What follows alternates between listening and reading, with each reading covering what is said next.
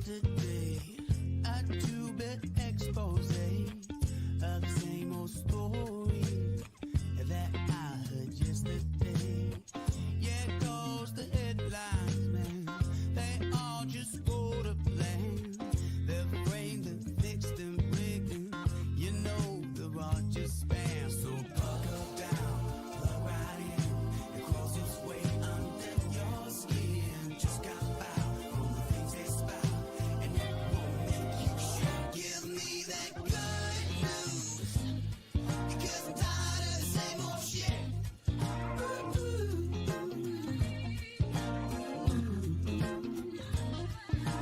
good news, because I'm tired of the same old shit. What's up, everybody? Welcome back to the grounds. Friday morning, Kent. It's cold outside. Baby, it's cold outside. Oh, it you're is. canceled. That's it. Of course, welcome into the grounds. You're going to see Uncle Pete right underneath the cappuccino's floating head there.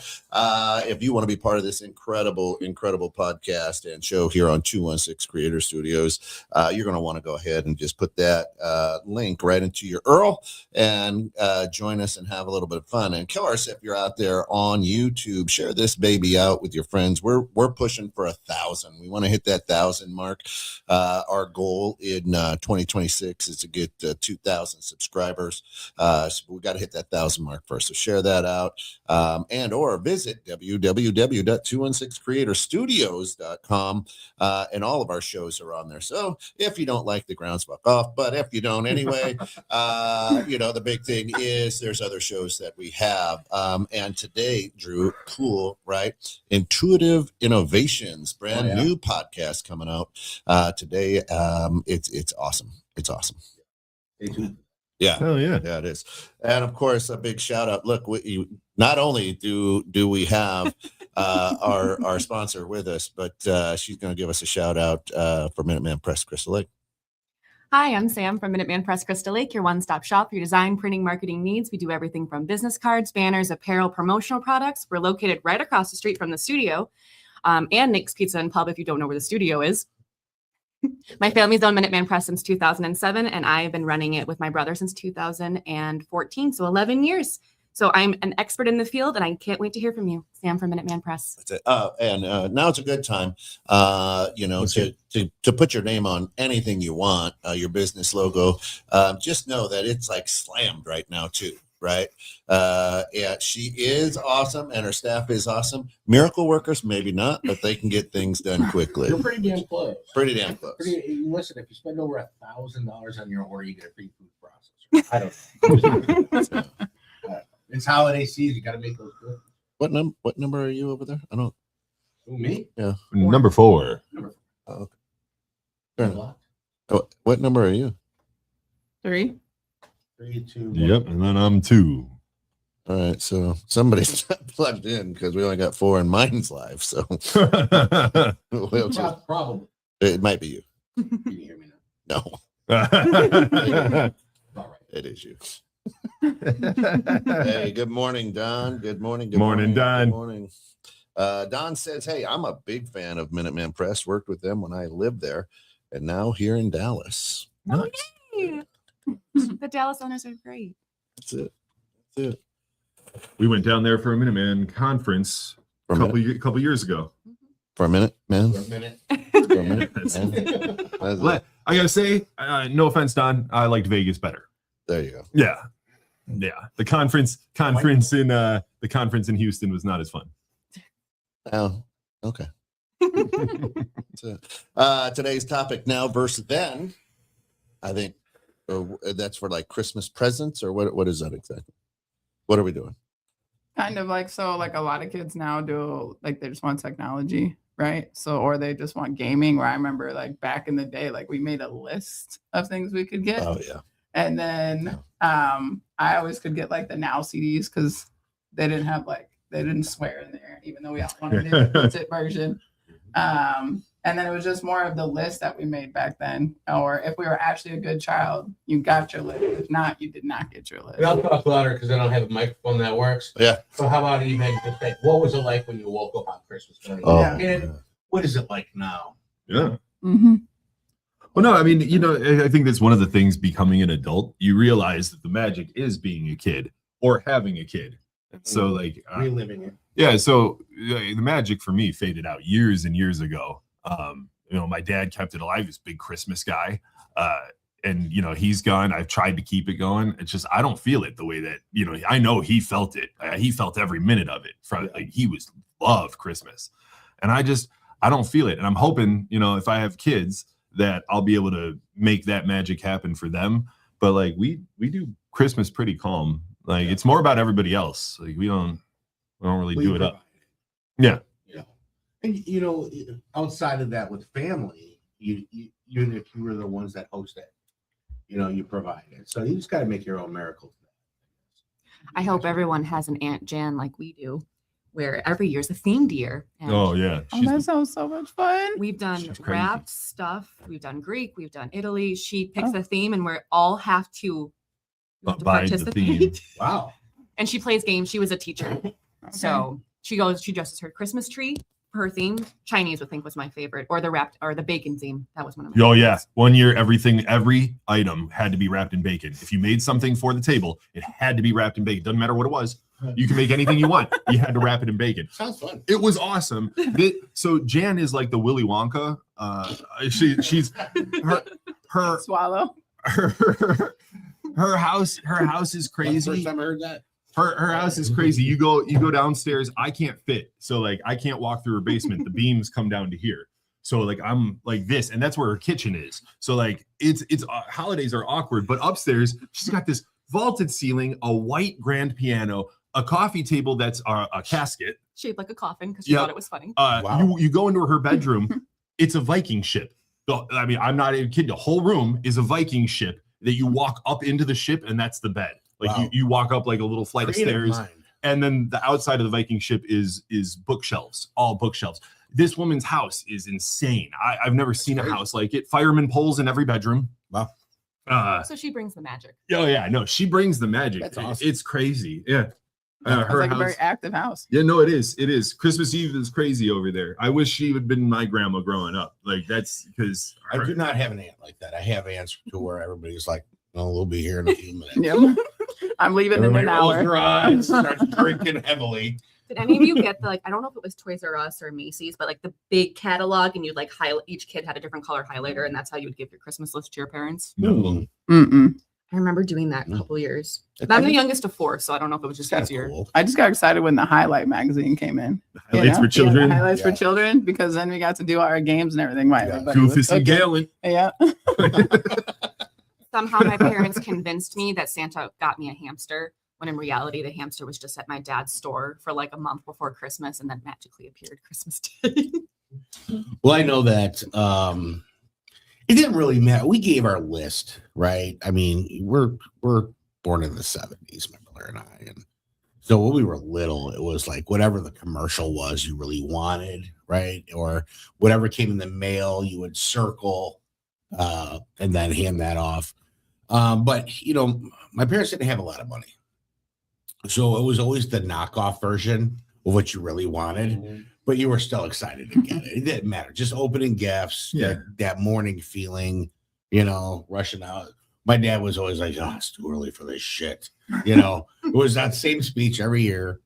But now, I don't know. Even with my kids, it's, they both know about Santa, right? They're like, okay, well, it is mom and dad. But we still still want us to do the Santa thing. Mm. Where it magically appears in the morning, and it's so much extra work. Yeah. But really, even for them being in teenage years, it was well worth it just to watch them go through that motion. So Yeah, this will be the first year that Matt has both girls old enough. nice. So he's really looking forward to the first chill Christmas of the past 18 years, where he doesn't have to do a It's big work, elaborate yeah. setup, where he doesn't have to stay up until 4 a.m. and basically drug the girls to go to sleep so that they don't try to stay up and catch Santa Claus. Nightclub girls. Right. Right. I mean, Right. and so, I was like, are you still going to do the big show? Because everybody loves the big show. And he's like, no, hell no. It's like, I'm so excited to have this Christmas off. Yeah. He's like, they already know everything's done. And they celebrate Christmas Eve. So they're a big Christmas Eve family. So like Christmas, he's got nothing going on. It's awesome. Yeah. What did your parents do anything unusual when they wrote out the tags on the presents?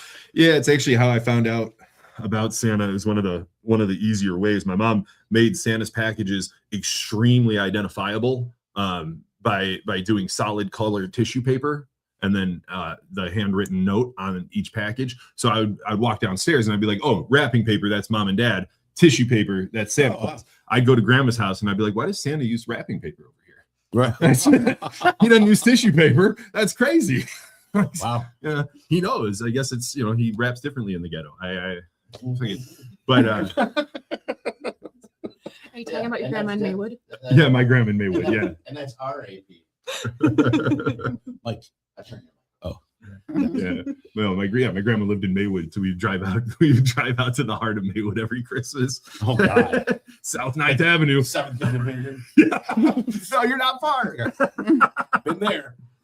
My mom had a really bad habit of putting the wrong names on packages. Like the dog would get my Christmas gift because the dog always had also from Santa gifts under the tree. And I'd be like, why didn't Newt get the sweater I wanted? Right. No, my Gonna share. my dad and I, obviously we share the same name. So, my grandma used to write out our different middle name. So I'd be Stephen Andrew on the package. My dad would be Stephen Ross. My dad, though, big fan of wrapping, big fan of like making it so you can't get into the package. Like every package is perfectly creased, perfectly wrapped. Right. Oh, he was big into it. Oh yeah, no. So that he would write a hidden letter or a hidden symbol somewhere on the package, and only he knew where, and he knew he wrapped it, and you knew he wrapped it because you could see it. But sometimes, so Christmas was a big thing of pulling a package out from under the tree, looking at it, trying to find Dad's hidden glyphs, handing it to him, watching him try to find his hidden glyphs, and then shake it and be like, I don't know, probably your mother. And that to me was my favorite part of Christmas is watches all And the it got unmarked worse presents. because I'm also an S name. So then there were 3 people getting packages that had a little S written somewhere on it. Well, you're right.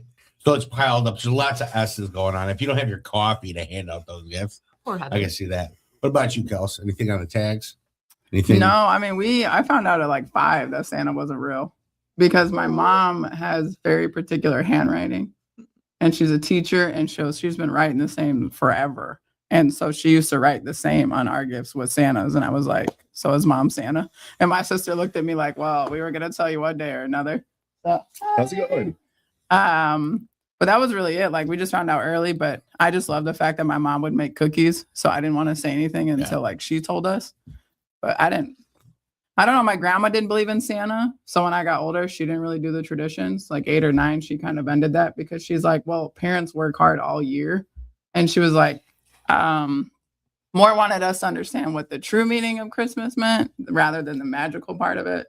So that's where I stand with my son. I'm not doing Santa Claus. Gotcha. Like I tell him who St. Nicholas is, like it's a real individual, but he already is scared of Santa Claus. Why am I going to make him like not be scared of Santa Claus? So we just take pictures and we just say it's all about like Spider-Man. And it's, if you're a really good boy, you help out others who need help. So we kind of do it That's cool. to that. Yeah. So That's awesome. yeah, we do stuff like that. Well, before I trade out with our guest here, my parents would always do similar with the little symbols and stuff, but they would always put a little piece because my brother and I would get a joint gift, and it was a video game or whatever the case may be. And inside the package of all the presents, there was a piece to a map, and then you'd have to put it together and figure out where that last gift was. Nice. But they'd always do things too, like from the number 1 elf or elf number 32, and if you had elf 1, then it was a special Christmas kind of thing. And they would always come up with some kind of elaborate story for it. Nice. And then when we got old enough, my brother and I were like, fucking liars. Man, that's a lot of lying going on to your kids right there. But we had a lot of fun doing it. So let's bring in our guests. Come on. I'm going to trade out with you. Come on through. Come around this way here. Yeah. Welcome. Thank you. Sorry, the late arrival. That's quite So So this is Jessica. As you can tell, we are matching with our Yeah, ugly Christmas letters, She made mushrooms. it. A little bit about her. She owns her own hair salon in Barrington, thanks to Jess.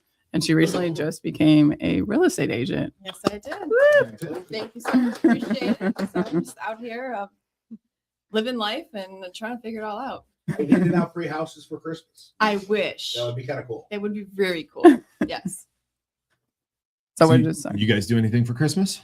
So speaking on the whole Christmas thing, I kind of regret the whole bringing in the Santa to my children. I've got an 18-year-old and a 10-year-old.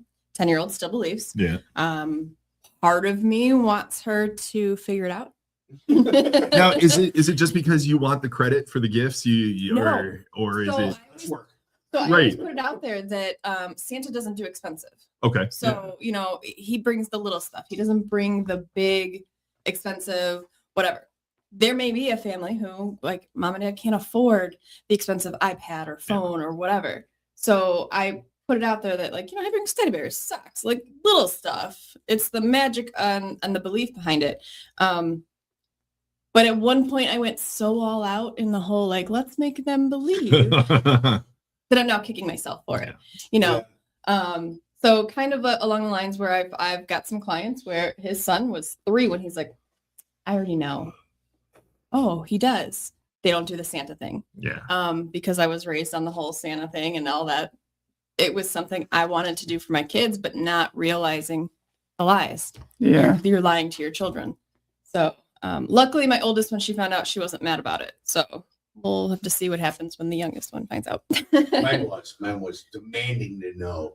Well, then you get bullied in school, though. You know what I mean? Because you still believe in Santa, and the rest of the kids are like, no, Santa's not real, you know? So it goes back and forth. But I don't know. There's like, I get the magical part, but that trust, you know, that you lose with your parents, that's a big deal because they lied to you for so long. Yeah. And lying is not okay, and we get in trouble for it. So, like, it's hypocritical. See, my mom just explained it that it's the greatest game played out on a global scale, and now that I know, I'm on the other side of the game. So it's my job to make sure Christmas is special for people who don't know. And so I just switch teams for which side I'm on for the biggest game ever played. Yeah. And that's how she explained it to me. I was not mad. I wasn't upset. I was, you know, I sat in her lap and I was like, you need to tell me right now, is this fat man real? Like, you gotta tell me. Cause like, I'm hearing things at school. This isn't okay. And she's like, well, he's real in spirit. And I'm like, so he's not delivering presents. And she's like, can a spirit deliver presents? And I'm like, yes. She's like, no. And I'm like, God damn it. And that's how that, you know, I wanted so badly to keep believing, but you know, she made it okay for me. And I went to school the following week knowing that I was just on the other side. So when I heard, then I felt irritated at the other kids' parents. Because it's like, where were their parents telling them that they're on the other side? So to shut the fuck up. Like, because like, you know, those other kids, they were coming to school, like telling all the little kids, Santa's not real. It's like, shut up. What's wrong with you? Yeah. Why would you do that? My oldest in the 1st grade came home from school, and I was not prepared for this. She came home from school and she's like, you know, is Santa real? And I said, what makes you think that he's not? Well, Zion told me that he's not. I said, how I pulled this out of my anywhere. I said, well, is Zion a good kid? And he typically wasn't. He was a troublemaker. She's like, no. I was like, well, he's probably on the naughty list. Santa probably doesn't visit him. But also, you know, his mom wasn't the greatest of mothers either. I said, so because he doesn't believe, you don't receive. You don't believe, you don't receive. I think she carried that with her way too long. Yeah, and so it was one of those things. You keep believing and you keep doing good things. And yeah, again, I pulled all the tricks out and kind of regret it now that I'm older and the kids are older. So yeah, my buddy's daughter, the older one, she just graduated high school. And I think until she was like a sophomore, she didn't vocalize that she no longer believed. So she was because of the younger daughter. Yeah. So she just let it play out. And then she's like, and then I think in her head, she realized that the presents keep coming as long as she just plays along. So they didn't, so he knew that she knew, but they didn't have a conversation until just like last year before, where she's like, well, yeah, obviously I've known. And he's like, no, I know. What do we got here? It's a tough conversation to have. We're ready to.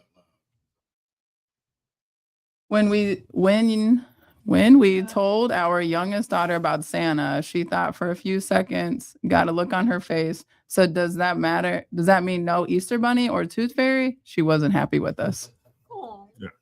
It's true. No, because you find out all at the same time. You probably suspect as a kid, you're like, Santa maybe, but the Easter Bunny, and then then once that domino falls, the rest of them fall. Catch-22, my oldest demanded to know and was like, "Don't lie to me." So I was like, "We're gonna learn something today." Yep, not real. And then she did the same thing. It was like, "Well, then everything else." I'm like, "Yep, not real." Mm-hmm. I'm like, now the magic of Christmas is true, but you got to stick with it. So the next year out, and she didn't spoil it for her sister. So the next year out, it was nothing but regret. And I'm like, what did we learn? You know what I mean? So she got education for Christmas. Yeah. And it's tough. Nobody wants to see their kids be hurt or their feelings be hurt or a loved one, period. Doesn't even need to be kids. Absolutely. But sometimes when you're getting in your face, then it's like, all right, then here you go. So now being older in both of them, one wants to pretend. Still, she's a fresh teenager. Yeah. She still wants to pretend, but they both still do the routine as if it was all. Yes, that's what it was. Yeah. So Saint Nicholas is the saint that good Christian people. So Sinterklaas, Sinterklaas, comes from Dutch, meaning Saint Nicholas. So of course Americans bastardized Sinterklaas, Saint Nicholas, to create Santa. You meant Santa Claus, right? So really, it is a true thing. So for our family, I still believe in Santa. To Steve's point, it's a game. It's the magic of it. It's not necessarily a person, but it's the verb, I guess, right? Yeah, the action of Christmas. What it does. Now, I'll also say I absolutely hate Christmas because people are so fucking fake that, oh hey, hope you're the best. You haven't talked to me all year. Shut up. Right? And the fact that we as Americans are horrible at receiving gifts. Right? We're Very true. Yeah. We don't know how to receive it. Oh my God! Here, Why are you looking at me? I wasn't expecting that Starbucks gift card. Here, I've got a Wendy's free frosty. Right? We don't know how to accept a gift like, oh shit, we don't know how to say thank you and just be grateful for it. It's like, now I got to get you something. It's that pressure of like, you got me something. Oh crap! I can't not get you something now. give me a $75 gift card. I gotta match that. That's it. Yeah. Well, and a lot of families do the budget. I hate that. I think no offense. I'm sorry. So we go to her dad's house for Christmas morning and we do breakfast and we do exactly $100 worth of gifts and it's very clinical and it's very surgical and then we leave and we go home and then we enjoy the rest of our Christmas and the Christmas spirit, not on a budget. Do you know how that started? I can only imagine, but So I was younger than Brad, my older brother that I celebrate Christmas with. My two older siblings are much older. He had just gotten his license. He had a job and he bought me a $65 video game. I think it was Zoo Tycoon or something, or Roller Coaster Tycoon. And I was a child. So I got him like a $25 gift and he still doesn't let me live that down. So we have a budget. So everything is fair. So no one's feelings get hurt. And it was like, it wasn't intentional. Jesus. Right along with the participation trophy. We tried to do the budget at our house too, but like everybody makes money in a different value. So it's hard that way because my brother's like, well, if I'm able to give $500, towards her and I know she really wants this gift, then what's the harm if, Kelsey can only spend $100? So like we tried that, but it was too much battling back and forth. My dad's like, you know what? I don't care. We're going to do this thing called Elfster and you're going to put what you want in there and it's a wish. There was a couple, I think the year I bought my house, like money was tight. So I baked for everyone I would normally give gifts to. What a horrible thing to do. Were we together when I still did that? Oh my God. I would stress myself out because day-old baked goods weren't good enough. They had to be made that day. Also, fun fact, it's not as cheap as you think giving away baked goods instead of presents. And then people expect it. It was ridiculous. What do we got from Shayna? What does it say, Kelsey? Good morning, Shayna. I don't know. There's a glare. One year we did a shop your basement. It was hilarious. Oh. Nice. So, that would have been fantastic because every gift I ever got my dad ended up in the basement in the box still. We have so much new stuff. We got a coffee pot in the other room because of it. We got so much stuff in our house. Milkshake makers, all sorts of stuff, brand new. Absolutely. Knife blocks, all sorts of stuff. Yeah, it's like we got a brand new kitchen because I just took all the gifts I bought my dad over the years out of my mom's basement. And I was like, oh, they're mine now. Have you ever re-gifted a gift that somebody gave you and you gave it back to them? Uh-huh. I've done that for like birthdays for so many years. And I'm like, I'm not going to use this, but I know you will. So we're re-gifting it to you. And they never remember. You just can wait till they get a little bit of alcohol in them and you just feed them the gift. Or they're like, oh, I love this. Yeah. When I gave that to you. I know. That's what I had to do for you. Now we're twinning. I love when everybody buys me a gift at my house and they're like, money's no object. I'm like, because you're spending mine. Exactly. Like, don't give me anything. You want to give me something for Christmas? Don't give me anything. That'd be best gift ever. And Money's still in the bank. That's where my dad is at. My dad's like, don't spend your money on me. I don't need anything. Yep. Right. No, that's all you, Kelsey. Oh, it's Ross. I think their sweater. It was like right? $9.99. I don't know if you can see. Yeah. There's a bunch of them. I don't know. There's even some in the men aisle and in the new unisex aisle. Actually, though, the men's section, I was at TJ Maxx Thanks, the other Tom. day. They actually have a really nice variety of like shiny, glittery Christmas blazers. Oh, nice. Oh, Yeah. Get it. Oh, you Yeah. could have worn your Christmas suit. But yeah. speaking Oh, of yeah, spending like Christmas your too. dad's money, my dad used to put out there like 2 weeks prior to Christmas that there was Christmas chores. So if you shoveled the driveway, it was $50. So that's what my dad used to do, right? And then if you wanted to go do four-wheeling, if you cleaned off his four-wheeler, you got money. So he had these like special Christmas chores, and that's how we were able to spend money. Yeah. So-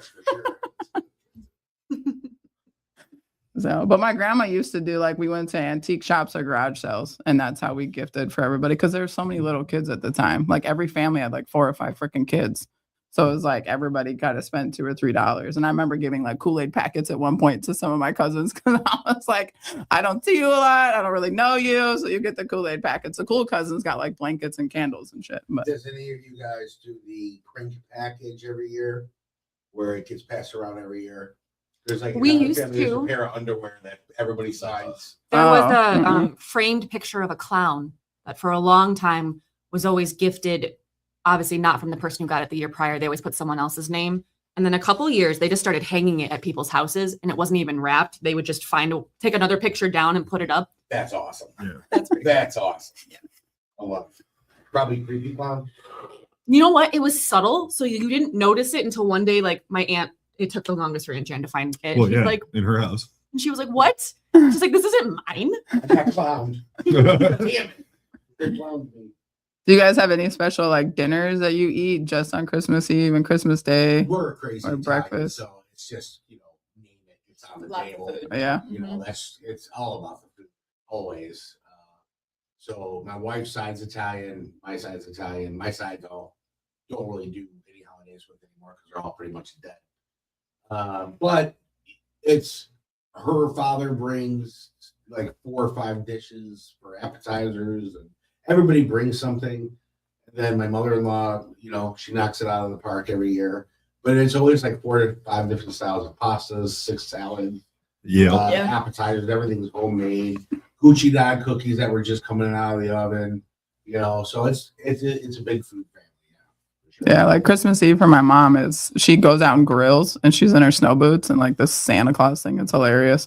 And she grills like lobster, steak on every Christmas Eve. Nice. And I'm like, Mom, is this a What time are new? we doing Christmas? Yeah. Yeah, right, exactly. 6 o'clock. And then I love when you go to different Christmas parties and they have those tray of cookies and you're like, oh, that one looks really good. But you always end up getting one that looks good but tastes awful. Yeah, absolutely. And you're like, come on. I was looking forward to that one. Those are for the dog. I was always the go-to. They knew if I brought cookies, they were good. Hey, time to give us a commercial, Sam, Another and commercial? jump into the beans. Oh my goodness gracious. Hi, I'm Sam from Minuteman Press Crystal Lake, your one-stop shop for design, printing, and marketing needs. Oh, look at me. Look at that. looking at you because I don't know what to say. They design, print, and promote you right here in Crystal Lake. If you have a business and you need your logo put on anything, Sam can do it over at Minute Press. Thank you. CL.com. Yep. And we do have some really nice commercials. Right. We just don't know. Nico's not here. Right. All right, let's jump into the beans. What do we got? Kelsey, Why is it always me? Sam, or one of our Sam's guests. here. I just pick one. yeah, Oh, just reach in. Yeah. I was Smell like, the bean. I don't like coffee. Click it. All right. What's the one trait all successful people have? Perseverance. All right. It's right up. Yeah. Because Right in. anything can be learned, but if you don't have the attitude to try and learn, you're never going to get there. A good one. Yeah. That's very true. Resilience. I was gonna say discipline. Without Yeah. discipline to set aside putting your stuff into action, learning what you need to learn and knowing what you need to learn, Yeah. you're not gonna go anywhere. You say like selfishness. You have to put yourself first before others because people will take you down. Yeah. If you listen to what other folks have to say so much. Also being humble. You Yeah. don't know everything. True. Mhm. So many businesses go under because they just refuse to ask for help. Yeah. I know a lot of successful people that are not humble. She said curiosity, Shayna. Ooh, Curiosity. I agree. Yeah, I mean some successful people. Well, they're kind of a big deal. They'll be the first ones to tell you. I think Sam and I have experienced that quite a bit, didn't we, Sam? We do. Networking is one of those fun things where you get to see people from every walk of life. I love networking because you get to go, not hanging out with that one. You know who to be around and who not to. Yeah. 100%. It's Yeah. really easy after a while to see the transparency of who is there to help you grow and who's there just to help themselves. That's right. I think that all successful people are comfortable in their own skin because being an entrepreneur is the loneliest position that you could ever want to be in because you're on an island by yourself all the time.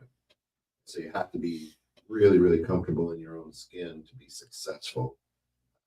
Otherwise, you'll, like you said, everybody's throwing barbs at you, telling you how to do it. They've been successful at a job for 5 years. Yeah. I mean, My- that's, Go ahead. oops, sorry, sweetheart. I would say that's how it is with like my clothing brand. As I've been networking through and talking to different individuals, they're like, why don't you do this image or this image? I'm like, you could go create your own clothing brand. I'm going to stick with images that I'm selling really well on. But I appreciate it. Or people like, just tweak this. And I'm like, listen, like I said, you want to go customize, use Canva, you got it. Use your own template. But this is what I'm selling. If I create too many at once, I'm going to draw it away from my quality of my product. So, yeah, I agree. My favorite always is like, don't you love those owner's hours? Like, you don't have to work at all. It, but in fact, instead of working 9 to 5, we are working 24/7. Yes. Yeah, I like how people think that it's just so easy. And when you realize, and there's a lot of entrepreneurs out there that actually are better employees. Mhm. They don't realize it.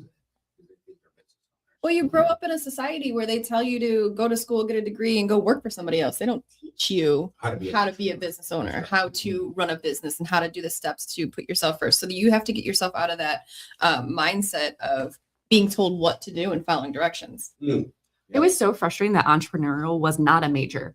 Like they Yeah. had all the pieces on campus, but nobody ever put it together. And it was really frustrating. Because if they teach people to be business owners, they'll have no more worker bees, no more employees. I don't think that was a problem. The amount of people in college where it's like, so are you going to get a job or are you just going to stay at home with your parents? No matter how much you Gonna get know, another doesn't degree. mean Yeah. you can do it. Yeah. Right? The biggest thing about being a solo or an entrepreneur is don't quit. Mhm. And how many times, as we all said around this table, how many times do we go, fuck, I'm just gonna get a job, screw this shit. Right? I feel But then the next day is a good day where you're like, you know what?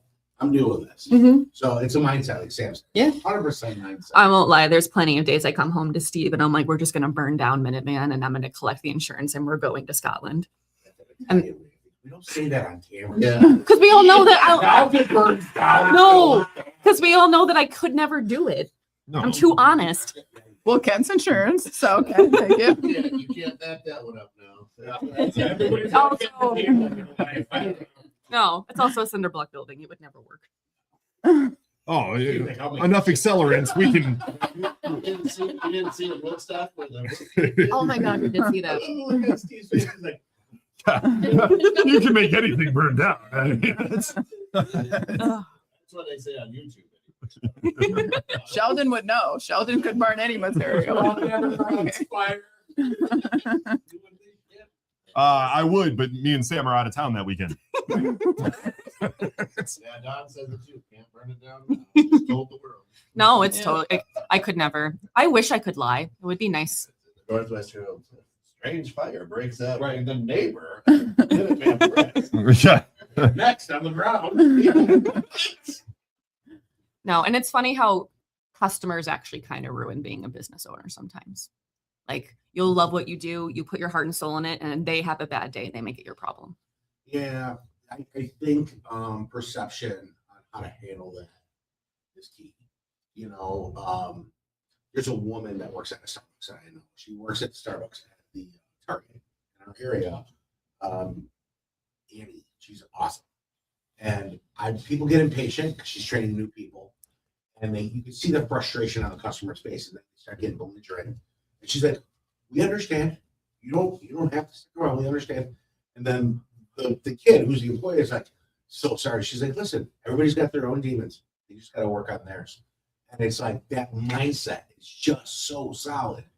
I wish you could do that every day, but yeah, we slip. But if you can keep that frame of mind and go, they're the customer. Here's the best thing that I tell myself.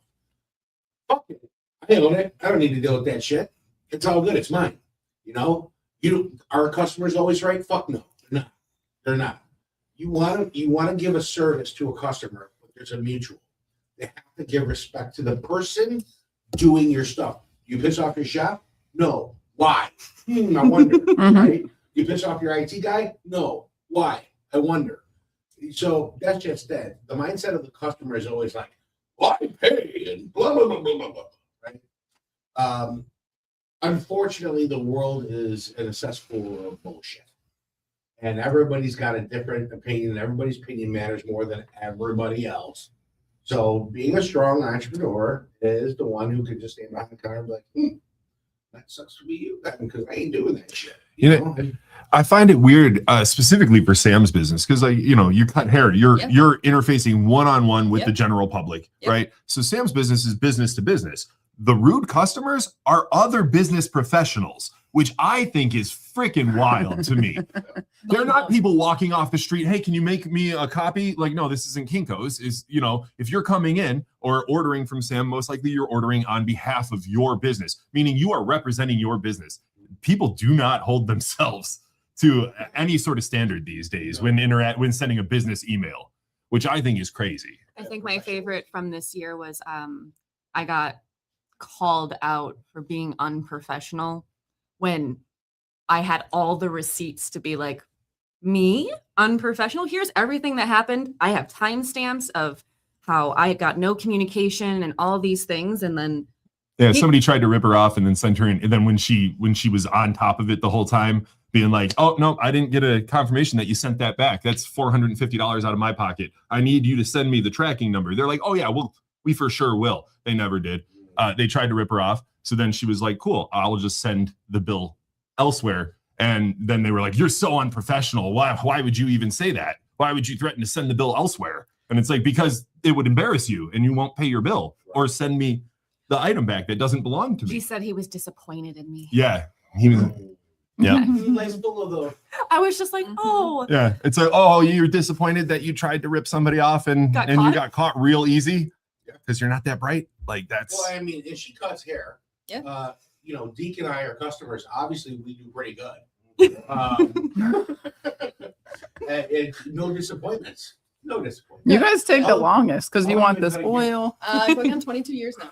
Ooh, long time. Yeah, so the transition and the switch from doing hair to real estate's gonna be my retirement. I don't want to be 80 and still cutting hair.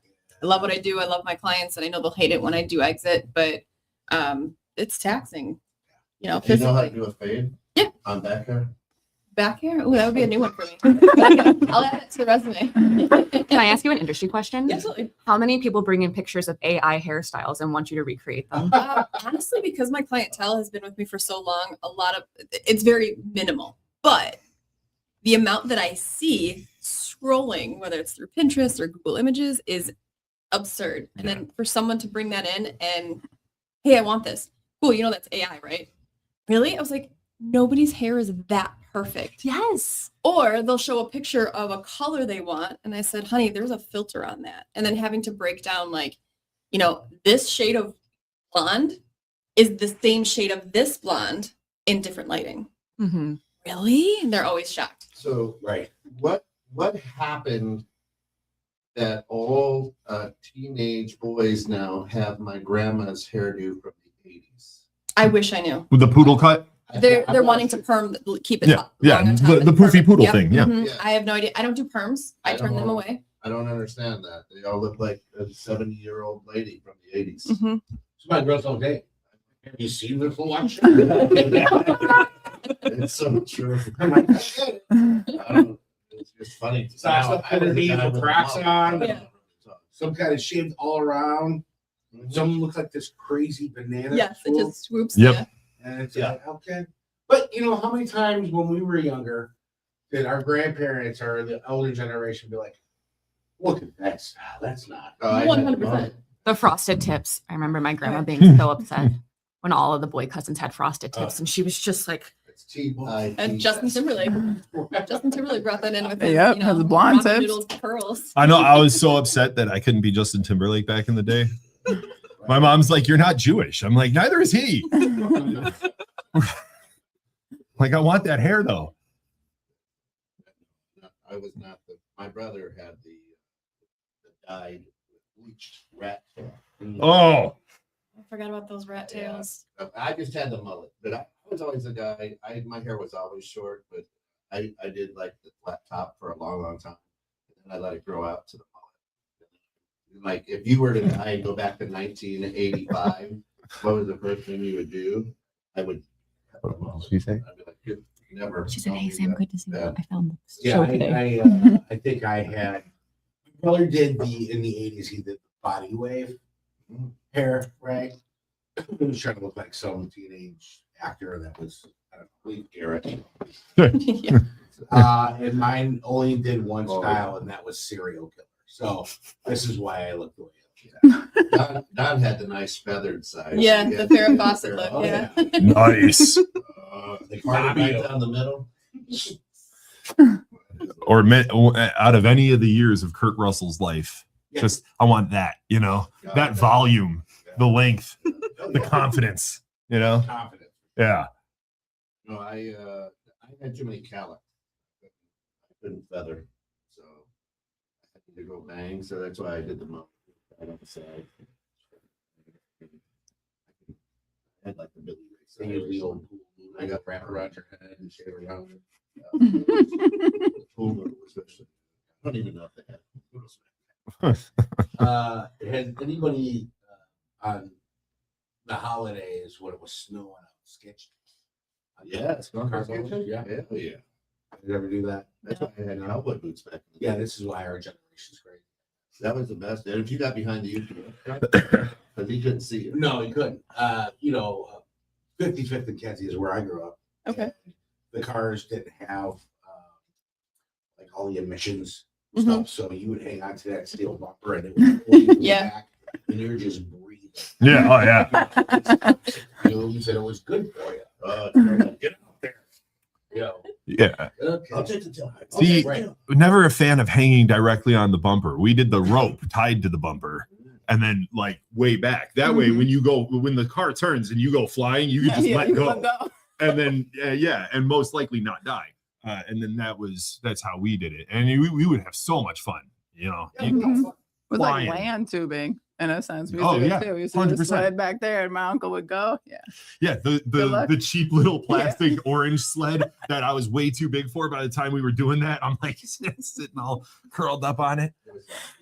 Yeah, right. You don't need to be calling me out like that. Also, Man, you should see how fast that sled goes with the Acura. They're still pumping the grandmas. All connected in one thing. Yeah. Heather's like, you did what? Whoops. No, it's out there now. Yeah, good ride. Good riders of 78. That was a heck of a snowstorm back in 78. I keep hearing about it. Back in 78. It's almost like 78. That's all I keep hearing about. So, we were in 78. Remember that 100-acre farm got snowed in. We have tunnels. We've done tunnels. Oh yeah.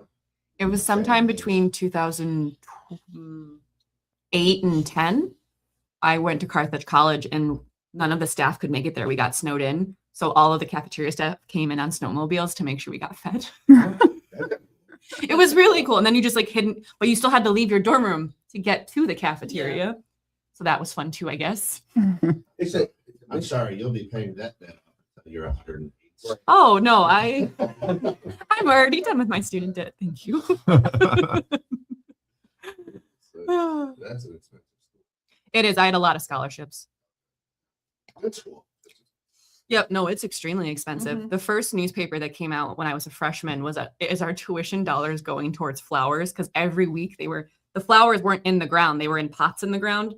And so whenever there was a tour, they were ripping the ones that didn't look as pretty and placing new ones. So we had this huge thing about all our tuition dollars going towards plants. But they were donated by a local nursery. So I guess that got debunked. I think they were lying, but As far as you know, Yeah. legend. How much was the donation to that local nursery?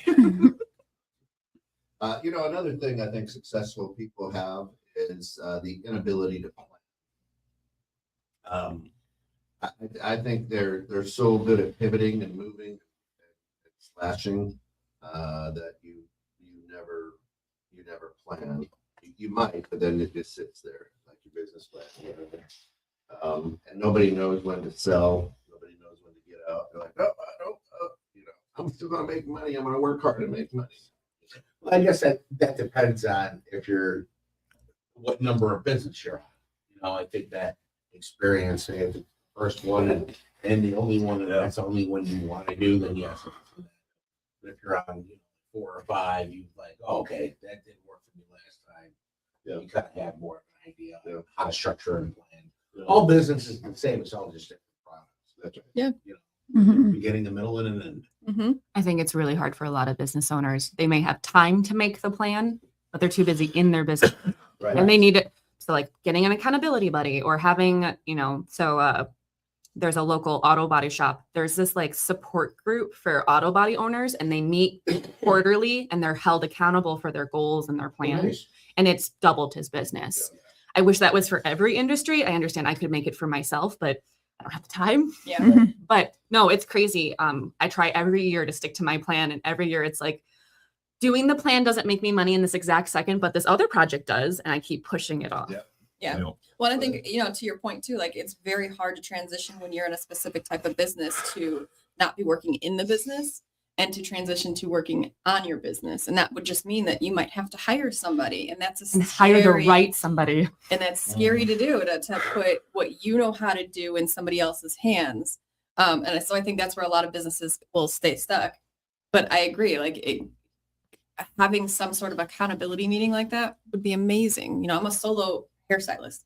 It's just me. I come in, I work my hours, I do my thing. Yeah, there's other people in the building and they're doing their thing and doing the whatever. But it's just me. There's no holiday party. It's me. My staff doesn't want a holiday party. They're like, give us our gift and I'm going to go home to my family. I'm like, okay. No, I think that's another change. So that everybody's over it. Like, why do I want to go pretend to have fun with my work family when I could just take the check that you're going to write me? So when I And was I'm going to like go home to my family. 13 to 16, one of my best friends, they own a local flooring store. And her dad would throw these Christmas parties. I didn't even work there. I was just friends with his daughter. These Christmas parties. He was dropping so much money on these Christmas parties. And it was just like, I was 13. So I was like, oh my God, you could pay to have a whole room of people eat? Like you must be a bazillionaire. So to put this in perspective, this guy is 100% Irish and 300 pounds, and he's a millionaire. So you can imagine what these parties are and how crazy they would get. But he also looks just like Tony Soprano. He was very intimidating when I was young. Don says, I think the number one thing about really successful people is their engine is always running at a high RPMs. Goes back to loving what they do. I would agree. You can definitely tell when people don't love what they do. ASVP says improvisation. Successful people. Can you say that No, again? that's a great one. That's We're talking about loving what you do. So, if you absolutely love doing something, the best advice I can give anybody to that is don't do it for a living. Because then it becomes a jail. It's not having fucking fun time anymore, right? Yeah. I've shot for 20 years. I love doing it, and then hated it. Every second of it, the passion, the fire went out. If you can find something that you could tolerate doing and enjoy kind of doing it, and know that you're going to have your good and your bad no matter what, it doesn't take your passion away. Yeah. You know, you strive, your passion should be the people that work. That should be your passion as a business. Absolutely. A lot of people don't realize when they grow from that SMB market into an enterprise corporation, they're like, you know, okay, well, I'm the boss now. And listen, your company is being run by your people. Your job now is to focus on them.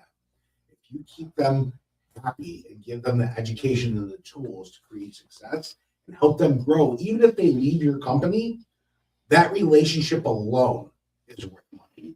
So if you focus on your business, you're not focusing on your people. You focus on your people, they focus on your business. Yep. And it brings it back to where you said, you know, working on and in. There are times that you got to work on, and there's times that you got to work in. At the beginning, it's always in and on. And you come to a point to where you're like, okay, I need to step back, work on, build stability in my infrastructure. Yeah. And yes, I think the hard part, like you said, is letting it go. But that's why you create SOPs. You create SOPs in the best business practice. You can put anybody in that chair. Now, listen, no matter, I don't care what business it is. The moment you let go, it's always going to be the first 1, 2, 3, or 4 people that you're going to cycle through, because now you're learning the recruiting side. No matter how you look at it. Once you find the right body for the right chair, then if you're focusing on them and helping them grow, it's something, you know, resumes are, well, Bob can shoot laser beams from his eyes, and here's 3 people you can call and say they don't do that. Listen, we talked in the green room, Sam and I talked in the green room. It's usually the best way to recruit, always based on loyalty and ethics. Yeah. If you do that, they're an open canvas, you're not getting bad habits. And now you're creating the new habit, the habit that matches your business, right? So yeah, I think that one of the big things is if you grow to a point where you work on it, once you're done working on it, you have to get back in it if you want to take those next steps to that. Yeah. So, and I think you absolutely do. And the part of being an entrepreneur is that, you know, yes, you want to be able to eventually step back, work on the business, and hire somebody, right? Is there anybody that could ever do your job the way that you do it that you would trust as much? No. Sam, is there anybody who would do accounting, marketing, networking? I mean, because she does 4 full-time jobs that you would have to hire 4 different specialties. If she was to replace herself, she would have to be like your part-time accountant, part-time marketing, part-time networking, part-time, and you know, you're going to be here 55 hours a week. And then the problem with that is, could somebody do it? Yeah, Sam does it. So I know people can do it. Is anybody going to do that level of work for a business that isn't theirs? I'm not. I'm certainly not. If you can pay me, I will do my job. I will show up. I'll take pride in my job, but I'll never care about it like it's mine, because it's not mine. It's yours. I will work on it because that's my job, and it's because it's a goal I'm working toward. But I'm never going to treat it like it's my baby, because it's not. It's your baby. So your expectation should always be nobody's going to do it. 100%. You know, you just have to go. Where's your bar set, and where's that acceptance level? Yes, because I have run into, my base personality is 150% for everything, and that's not how everyone operates. No. So even when, like, I go above and beyond for quite a few of my clients, that I have now trained them that I go above and beyond. So I can't delegate them, because nobody's going to do the stuff that I do. I do a fashion show for one of my apparel clients. It takes away from the profit, but now they're in my top 5. You know, I help and I hold hands and I educate I can't expect someone who I'm paying minimum wage to sit down and educate somebody on something when they probably don't actually understand it themselves. So it's been very hard for me to delegate lately. Well, and even more than that, there's nobody else in in your office currently that will operate at the same capacity that you do. No, we're cross training. I've been cross training my brother to help with the accounting for like 5 years, and I've only given him AP. I'm currently coaching a forging company that my wife works with. And they want to constantly throw money at people, hire more bodies, right, to do something. And if you're going to fill a position, stop putting out full-time positions. Get 2 part-time people that'll learn that position. Now your redundancy available, the other one is. You're creating redundancy. And then as you grow, now you got 2 people that know that job, and now you need to add bullet points underneath that job. Now you can divide and conquer full-time employees, and you get more part-time employees under them to start filling in some of those great. And they just thought it was like a mind-blowing. I'm like, listen, this is 101. Because once you get to a certain point in business, I think once you start killing that 500 million marker, you just, I don't know if the asshole switch turns on or what it may be. Like, look where I'm at. I'm kind of a big deal. That's where that big deal comes from. They don't think about the people below them. I've heard things to like in payroll where it was like, oh, well, we're running late on payroll, and the guy who's making $300,000 a year, as long as I get my check. Well, really? That you should be the first one not to take, right? So yeah, redundancy is key. I think in anything you do, if you create that redundancy, like you right now, Minuteman is looking to hire. Mm-hmm. Yes. Throw 2 part-time. That's actually what we're thinking, because I don't think I need another full-time graphic designer. I do need someone who can do graphic design, because the one I have gets sick, his kids get sick, goes on vacation. So I still need that service. But what I actually need is somebody who wants to learn, who has a good attitude and can talk to people at the front counter. I cannot tell you how many young people I've hired who will stand at a front counter with a client and be like, well, that's dumb. Yeah. And they just have this attitude of like, you're not talking to your friends in high school. This is a customer service business transaction, and it's just not taught anymore. And like to try to teach it sometimes is very hard. Well, that is new generations. They work differently. Yes. Not that they're lazy or anything, but they just work differently. And it's figuring out how they learn. So like one of the first things I always ask new employees is, how do you learn? And how do you take criticism? Because I had one employee who said, I'm terrible with auditory. I'll nod and say, I understand. But then you'll come back and be like, hey, did you do that thing I asked you? And they'll be like, what?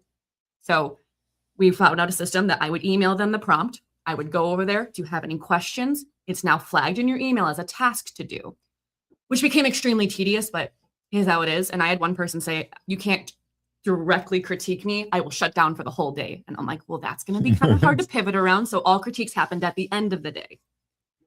But it's like, now I'm doing a lot of hand holding and I have so much better things to do.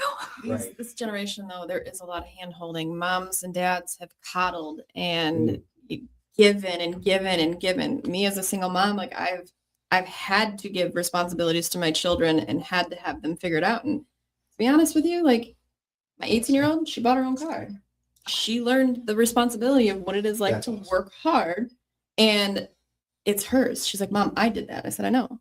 And her dad always promised her, oh, I'll help you with this or I'll help you with that. And she's like, I'd rather he doesn't. I'd rather do it on my own. Can your kids talk to my kids, please? Or the pride and accomplishment. Yes, absolutely. Good job.